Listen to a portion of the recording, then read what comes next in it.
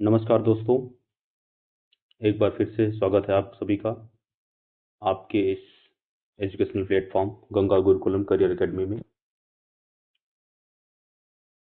GS session में अभी हम लोग भारत में इंडस्ट्रीज के बारे में पढ़ेंगे। ज्योग्राफी का सेगमेंट है।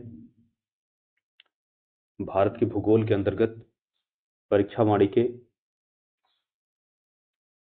चैप्टर भारत में इंडस्ट्रीज, उद्योग, उसकी चर्चा करेंगे। चलिए शुरू करते हैं। बहुत इंपॉर्टेंट टॉपिक है। अभी आपके UP triple SC exam, RO PCS के लिए बहुत इंपॉर्टेंट है। एक मानक बुक परीक्षा वाणी, उससे हम लोग लेटेस्ट एडिशन से चीज़ों को 19वां संस्करण जो है 25-26 का, उससे चीज़ों को कवर कर रहे हैं। और आज ये हमारा भूगोल का दूसरा लेक्चर होगा। इसमें हम उद्योग को स्टार्टिंग से शुरू करेंगे और इसको कंप्लीट करेंगे। चलिए तो फिर देखते हैं।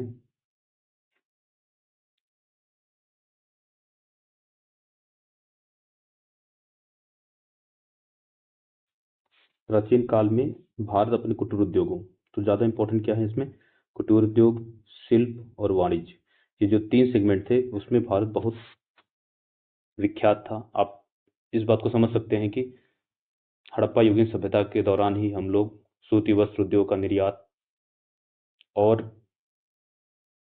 विदेशों से कई जो है धातुएं, लाजवर्थ, सोना और इन चीज़ों का आयात भी करते थे। तो निर्यात आयात और कुटीर उद्योगों में बहुत सारे उद्योगों का, कांस्य से संबंधित उद्योगों का, धातुओं, धातु कर्म और मूर्ति निर्माण, मोहरों के निर्माण, इन सब में भारत जो है प्राचीन काल से ही अग्रणी था।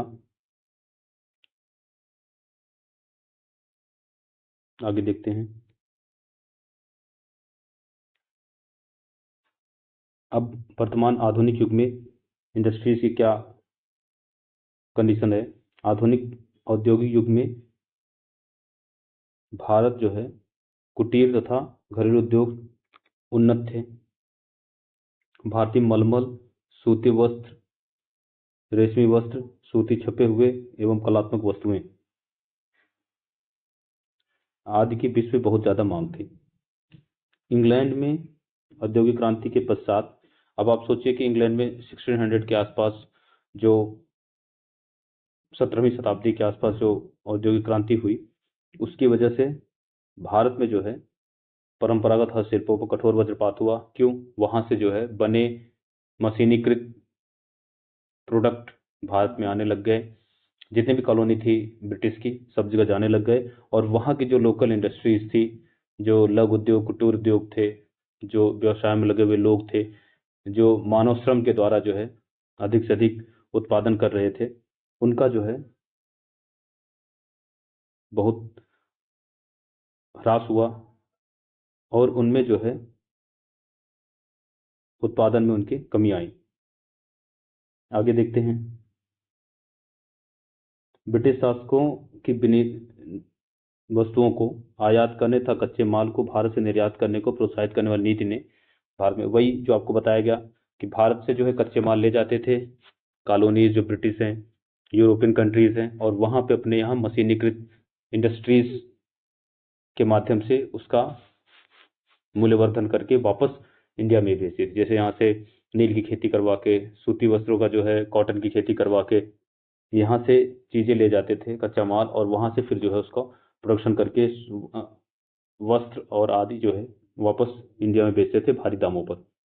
और इसलिए यहाँ की जो लोकल इंडस्ट्रीज थी उनका जो है नुकसान हुआ। और विदेशी की जो इंडस्ट्रियलाइज्ड वस्तुएं थी, जो उद्योगों में, बड़े बड़े उद्योगों में मशीनें बनी वस्तुएं थी, उनका जो है निर्यात हमारे देश में बढ़ा, हमारे देश में आयात उनका बढ़ा, और उसकी वजह से जो है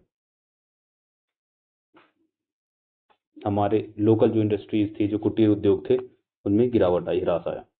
आगे देखते हैं।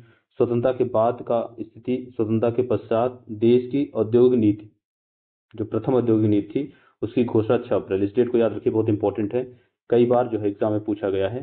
भारत की प्रथम जो औद्योगिक नीति थी वो 6 अप्रैल 1948 को तत्कालीन जो केंद्रीय उद्योग मंत्री थे डॉक्टर श्यामा प्रसाद मुखर्जी, तो उस समय जो स्वतंत्रता के पूर्व, अब ये देखिए स्वतंत्रता के पश्चात पर गणतंत्र बनने के पूर्व की कहानी हो रही है, बताई जा रही है। तो 6 अप्रैल 1948 को जब भारत स्वतंत्र हो गया था, देश में जो है अंतरिम सरकार का गठन हो गया था, उस समय जो है केंद्रीय उद्योग मंत्री डॉक्टर श्यामा प्रसाद मुखर्जी थे, और श्यामा प्रसाद मुखर्जी जी ने 6 अप्रैल 1948 को निजी एवं सार्वजनिक क्षेत्र के लिए स्पष्ट बंटवारा करते हुए, ठीक है, इसमें जो औद्योगिक नीति आई थी, प्रथम औद्योगिक नीति 1948 की, उसमें जो निजी क्षेत्र के लिए और जो सार्वजनिक क्षेत्र है, दोनों के लिए जो सेक्टर्स थे, जो क्षेत्र थे उद्योग स्थापित करने के लिए, वो स्पष्ट रूप से बटे हुए थे। किन क्षेत्रों में सार्वजनिक कंपनियां मतलब जो पब्लिक कंपनीज हैं, पब्लिक इंडस्ट्रीज हैं, जिसपे गवर्नमेंट का योगदान है, जिसमें गवर्नमेंट का हिस्सा है, ऐसी कंपनियां कौन से उद्योगों में काम करेंगी, और कौन से उद्योगों में जो निजी क्षेत्र है, जिसको प्राइवेट सेक्टर बोलते हैं, जिसमें उद्योगपति शामिल होते हैं, वो कौन से क्षेत्रों में शामिल होंगे। साथ ही मिश्रित अर्थव्यवस्था एवं नियंत्रित अर्थव्यवस्था, mixed and controlled economy, mixed means दोनों होंगे, जहाँ पे प्राइवेट सेक्टर और पब्लिक सेक्टर, सार्वजनिक और निजी क्षेत्र दोनों होंगे, साथ ही साथ जो है नियंत्रित होंगे, कौन किस क्षेत्र में काम करेगा, किस हद तक काम करेगा, कितना इन्वेस्टमेंट किस क्षेत्र में किसका हो सकता है, उसके लिए कानूनी तौर से जो है कंट्रोल्ड किया गया था, गवर्नमेंट के द्वारा इन चीज़ों को नियंत्रित किया गया था। तो इसलिए जो फर्स्ट औद्योगिक नीति थी भारत की, जो 1948 में लागू हुई थी, उसमें जो है भारतीय अर्थव्यवस्था के बारे में मिश्रित एवं नियंत्रित अर्थव्यवस्था का कंसेप्ट रखा गया था, कि दोनों क्षेत्र होंगे, निजी क्षेत्र और आपका सार्वजनिक क्षेत्र, प्लस दोनों के ऊपर जो है सरकार का नियंत्रण होगा।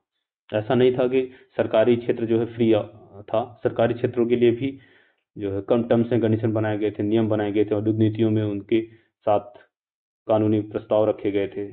उसी तरीके से निजी क्षेत्र को भी लिमिटेड राइट्स मिले थे और वो नियंत्रण के अधीन थे, सरकार नियंत्रण के अधीन थे।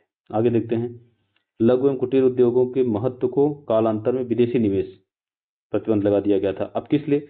लघु एवं कुटीर उद्योगों के महत्व को बनाए रखने के लिए, उनका इकोनॉमी में योगदान और एम्प्लॉयमेंट में योगदान बनाए रखने के लिए, क्योंकि भारत में रोजगार की आधारभूत कमी को पूरा करने के लिए कुटीर उद्योगों को संरक्षण देना बहुत आवश्यक था। इसलिए जो है विदेशी निवेश को एक लेवल तक प्रतिबंध लगाया गया था कि विदेशी निवेश हर क्षेत्रों में नहीं हो सकता है। जो कुटीर उद्योग हैं, बाकी सारे उद्योग हैं, उनमें जो है नियंत्रण की स्थिति बनाए रखेगी गवर्नमेंट और उनको प्रोत्साहित करती रहेगी। आगे देखिए, समाजवादी ढंग के समाज, सोशलिस्टिक पैटर्न ऑफ सोसाइटी की स्थापना के उद्देश्य से व्यापक परिवर्तन करते हुए दूसरी औद्योगिक नीति की घोषणा 30 अप्रैल 1956 को की गई। अब जो संरक्षणवादी नीति थी, उसमें सामाजिक पैटर्न को, सोशलिस्टिक पैटर्न को शामिल करने के लिए, समाजवादी पैटर्न को शामिल करने के लिए दूसरी जो औद्योगिक नीति लाई गई, उसकी बात करते हैं। अब जो दूसरी औद्योगिक नीति थी, सोशलिस्ट ढांचे पर बननी थी, समाजवादी ढांचे तैयार होनी थी, उसके उद्देश्य से 30 अप्रैल 1956 को, याद रखिएगा, वो भी 6 अप्रैल को थी, 1948 को थी, ये भी अप्रैल महीने में 30 अप्रैल को 1956 को दूसरी औद्योगिक नीति लागू की गई। अब ये फुल फ्लेज स्वतंत्रता हो गई थी, गणतंत्र स्थापित हो गया था भारत में, और उसके बाद हमने 3-4 सालों का शासन कर लिया था अच्छे से, 1950 के बाद 56 तक 4-5 सालों का शासन कर लिया था। और उसके बाद हमने नीति में अपने परिवर्तन करना शुरू किया, औद्योगिक नीति में। और इस औद्योगिक नीति को, जो द्वितीय औद्योगिक नीति आई 1956 वाली, इसमें जो है बुनियादी ढांचा तैयार किया गया। आप देखेंगे कि जितने भी बड़े स्टील प्लांट और ये लगाए गए विदेशी सहयोग से, वो सब जो है द्वितीय पंचवर्षीय योजना में ही लगाए गए थे। और ये द्वितीय पंचवर्षीय योजना का समय काल जो था, ये लगभग इसी के आसपास का था, जब हमारी दूसरी औद्योगिक नीति आई थी। ठीक है, आगे देखते हैं। इस नीति को भारत के संविधान, सोशल इकोनॉमिक कॉन्स्टिट्यूशन की संज्ञा भी दी जाती है। तो भारत की आर्थिक संविधान, इकोनॉमिक कॉन्स्टिट्यूशन की संज्ञा इसलिए दी जाती है कि इस पॉलिसी में इंडस्ट्रीज को स्थापित करने के लिए और अन्य जो है आर्थिक नीतियों के बारे में बहुत विस्तृत जो है डिस्क्रिप्शन दिया गया था, बहुत विस्तृत अध्ययन दिया गया था। इसी क्रम में आगे बढ़ते हैं और देखते हैं कि इस नीति के माध्यम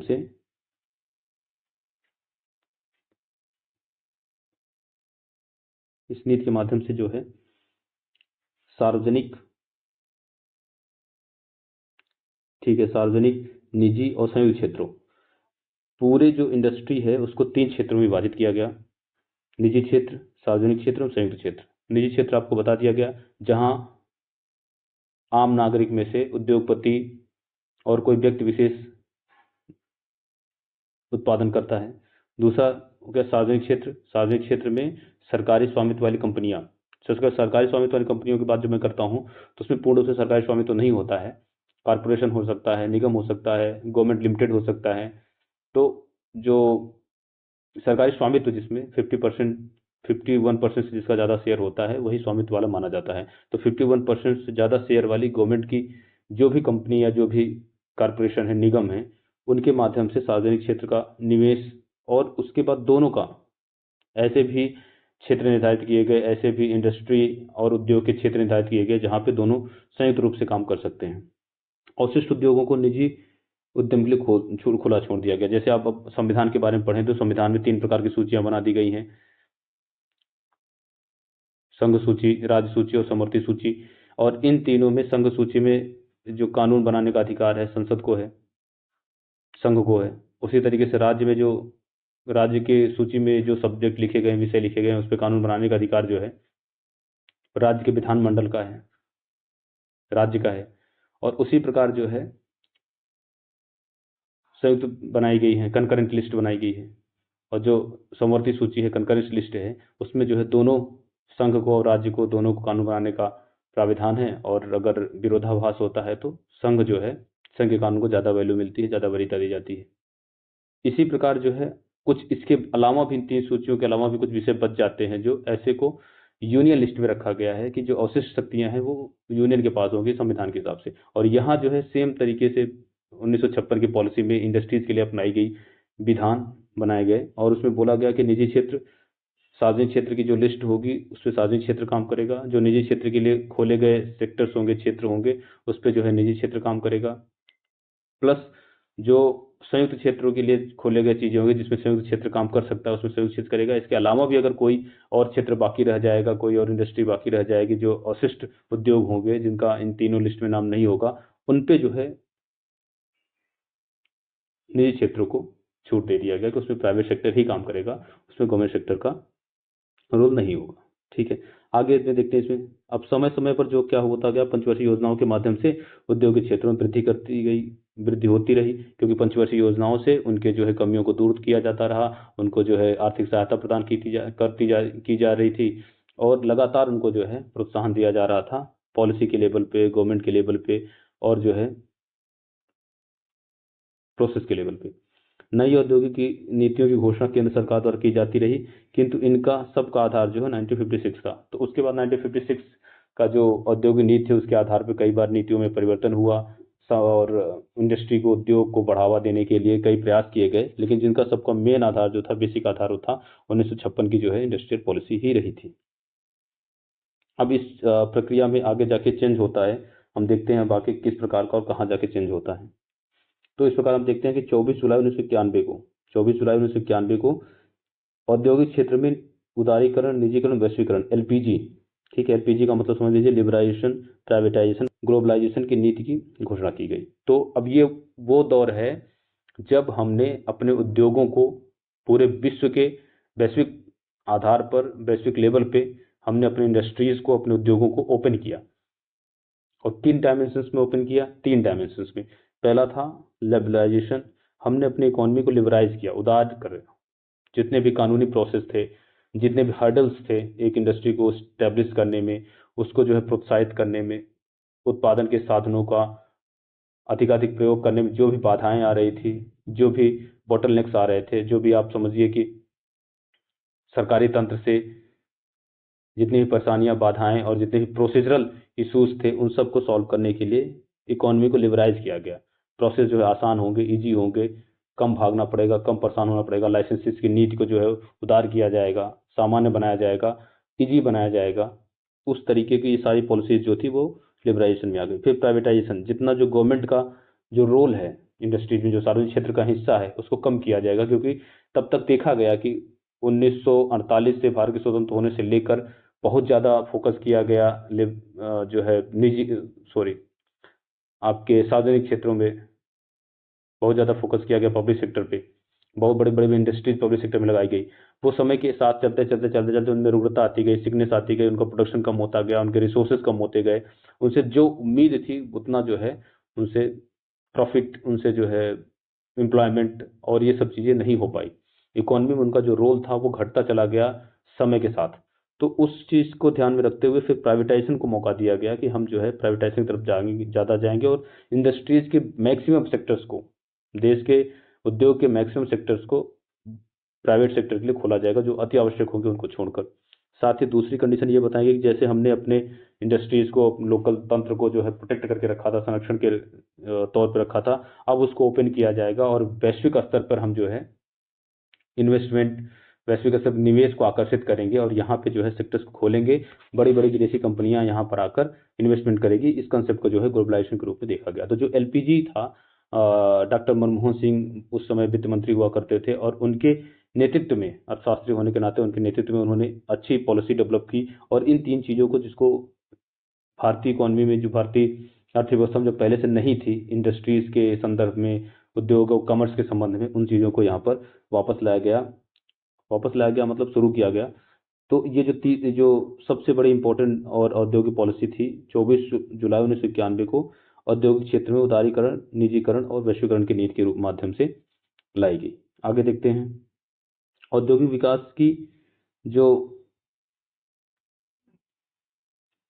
विकास की धीमी प्रगति, बड़े पैमाने पर बेरोजगारी, सार्वजनिक क्षेत्र में औद्योगिक रुग्णता, महंगाई की उच्च दर, जो मैंने पहले बता दिया कि ये चीज़ें रीजन थी जिनकी वजह से जो है इस पॉलिसी को फोकस किया गया, इस पॉलिसी को लाया गया।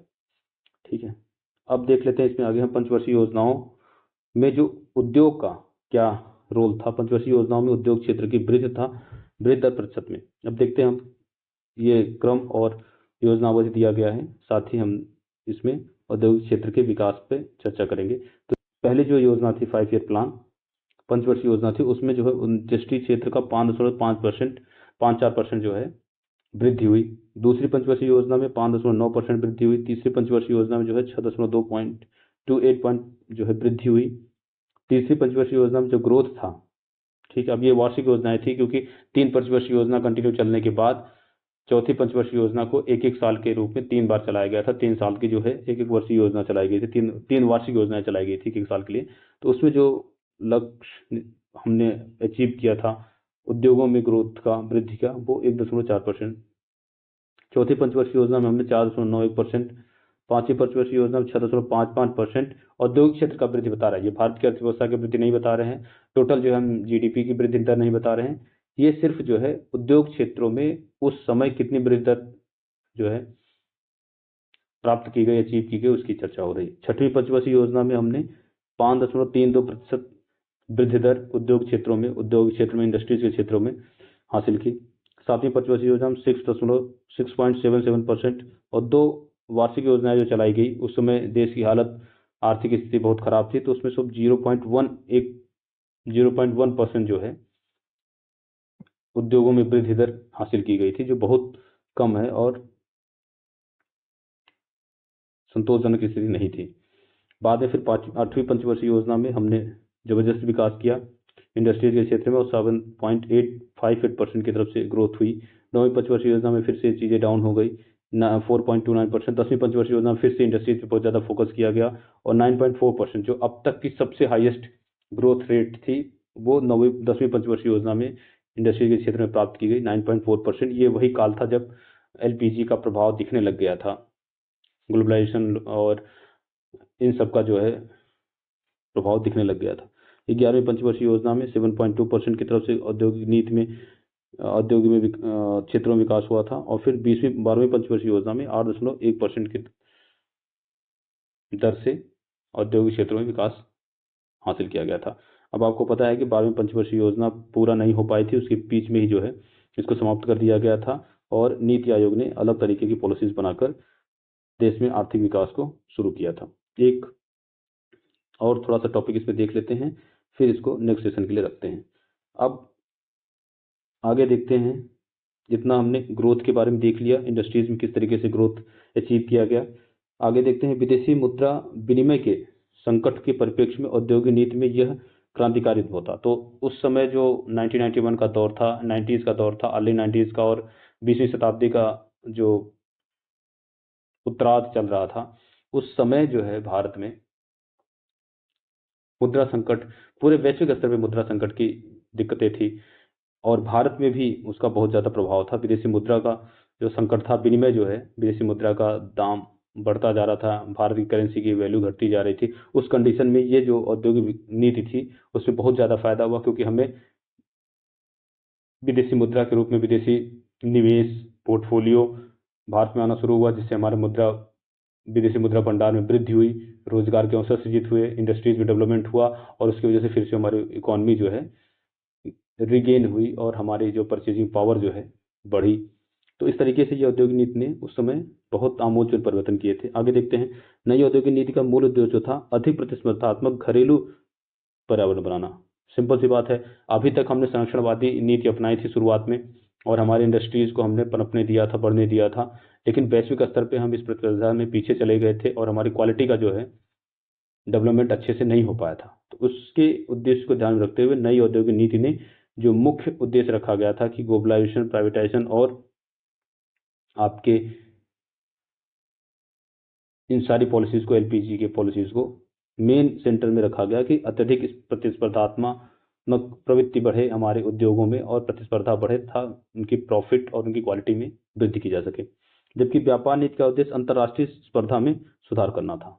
तो जो औद्योगिक नीति थी वो हमारे घरेलू जो इंडस्ट्रीज हैं उनका जो है क्वालिटी में डेवलप करना था, और जो विदेशी व्यापार नीति जो थी उसमें जो है अंतर्राष्ट्रीय प्रतिस्पर्धा में सुधार करना था कि हम अपने प्रोडक्ट को कैसे विदेशों में बेच सकते हैं, उसकी क्वालिटी को कैसे इनहेंस कर सकते हैं, और यहाँ के लिए क्या था कि हम औद्योगिक नीति के माध्यम से कैसे जो है अच्छा प्रोडक्शन कर सकते हैं, कैसे क्वालिटीज को डेवलप कर सकते हैं। ठीक है, आगे देखते हैं, भारतीय अर्थव्यवस्था में विदेशी निवेश था, देशी निजी निवेश के लिए खोल दिए गए। भारतीय अर्थव्यवस्था को आपको बता दिया गया ग्लोबलाइजेशन के माध्यम से देशी और विदेशी निवेश के लिए खोल दिए गए। देशी निवेश के लिए खोलने का मतलब ये था कि जो लाइसेंसिंग पॉलिसी थी, जिसमें कुछ ही सेक्टर जो है प्राइवेट सेक्टर के लिए खोले गए थे या मिक्स्ड सेक्टर के लिए खोले गए थे, संयुक्त क्षेत्र के लिए खोले गए थे, उनको जो है लिबरलाइज किया गया, और ज़्यादातर सेक्टर जो हैं कुछ एक को छोड़ के, जैसे अंतरिक्ष को, परमाणु को, रेलवे को, इन सब को छोड़ के मैक्सिमम चीज़ों को जो है निजी क्षेत्रों के लिए खोल दिया गया।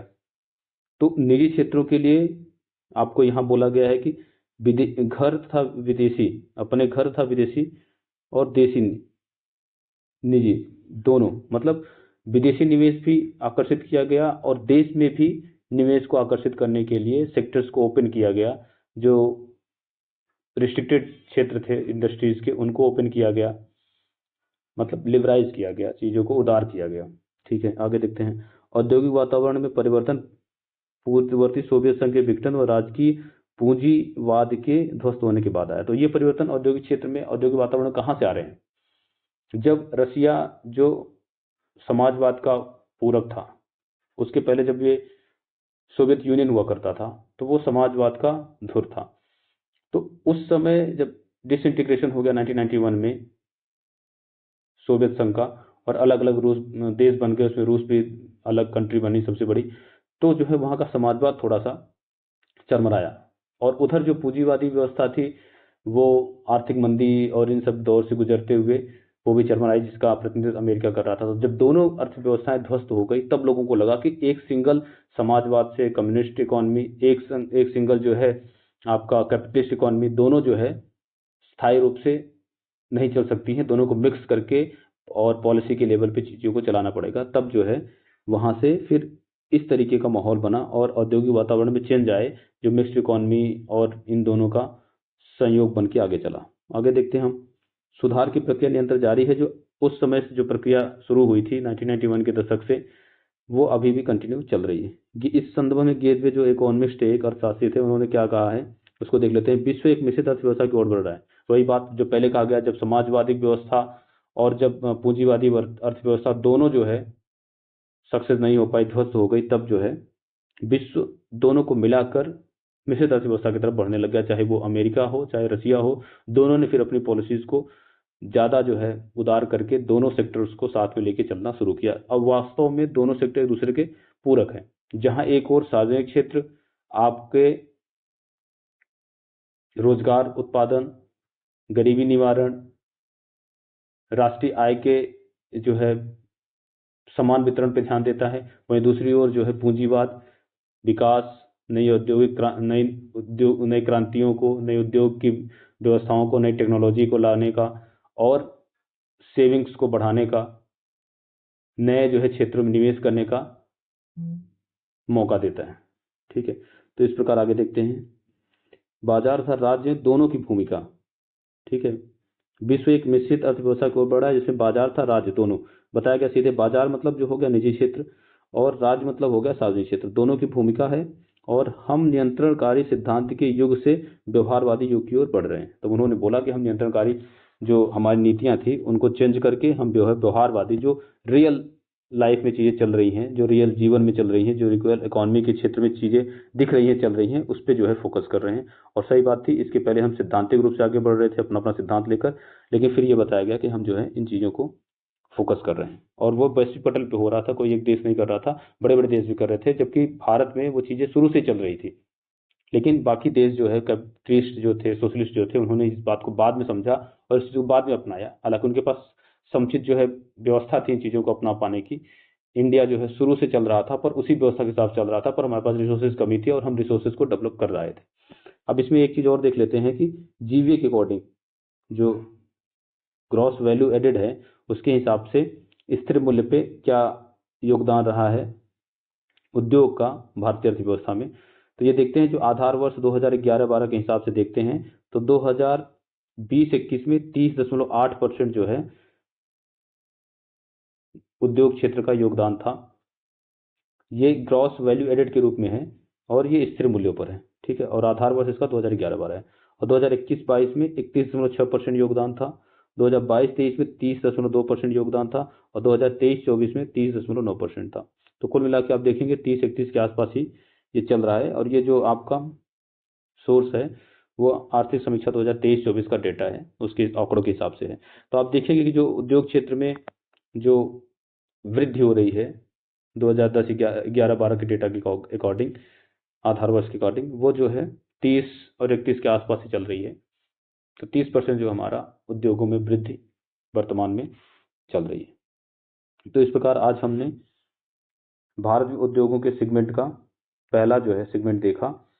कल जो है इसके बारे में हम आगे बात करेंगे और औद्योगिक प्रगति के बारे में देखेंगे, किस तरीके से भारत के उद्योग क्षेत्रों में औद्योगिक प्रगति हुई, किस तरीके से हमने चीज़ों को अचीव किया और किस तरीके से आगे अर्थव्यवस्था में वृद्धि निर्धारित की गई। तो इस प्रकार जो है चीज़ों को आप रिवीजन करते रहिए। परीक्षावाणी एक स्टैंडर्ड बुक है जो यूपीपीसीएस, आरओ, सिविल सर्विसेज के अलावा जो छोटे वनडे एग्जाम्स होते हैं, यूपी पेट, यूपी ट्रिपल एससी के माध्यम से, उन सब में जो है बहुत अहम योगदान देता है जीएस के माध्यम से। तो आप लोग जो है इसको कवर करते रहेंगे और हम आपको टॉपिक वाइज चीज़ों को कवर कराते रहेंगे। एक बार आप इनको पढ़ के देख लीजिए, डाटा को नोट कर लीजिए, जो आपको सीधे एग्जाम में आ सकने की उम्मीद रखते हैं। धन्यवाद यहाँ बने रहने के लिए। अगर आपको वीडियो पसंद आई है तो लाइक, कमेंट और शेयर करें, चैनल को सब्सक्राइब कर लें और निरंतर ऐसे वीडियो पाने के लिए हमारे साथ बने रहें। थैंक यू, जय हिंद।